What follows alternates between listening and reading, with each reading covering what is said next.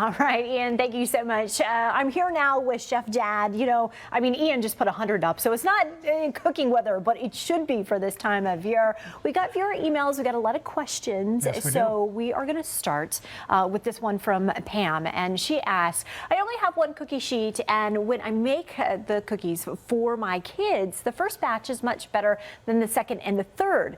Why is that?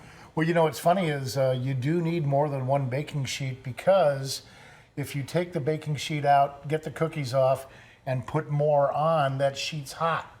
And if the sheet is hot, then you're going to have a problem with, the dough melting too quickly. And that's why actually in between cooking, you should have the extra dough sitting in the fridge waiting.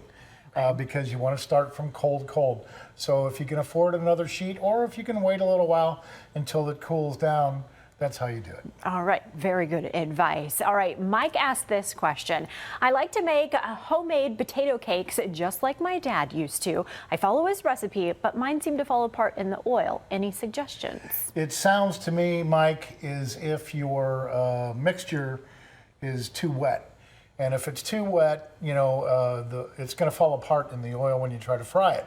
So the bottom line is, if you're going to put onion in there, which most people do, after you run it through the grinder, and you shave your onion, put it in a terry cloth towel and squeeze all the water out of it. And do the same for your shaved potatoes. Get as much water out as you can, or both. Add a little bit more flour to your mixture when you bring it together. Okay, next question. Shelly is asking, when a recipe calls for equal amounts of heavy cream and whole milk, isn't that just the same as half and half?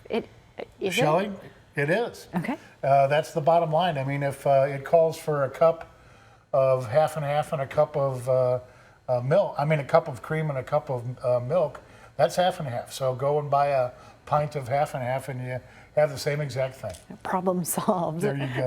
There you go. Oh, great advice. Thank you so much. If you have any questions for Chef Dad, you can always email him questions at chefdad.com.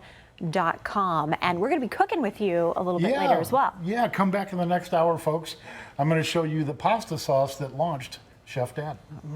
I can't wait to taste it. All right.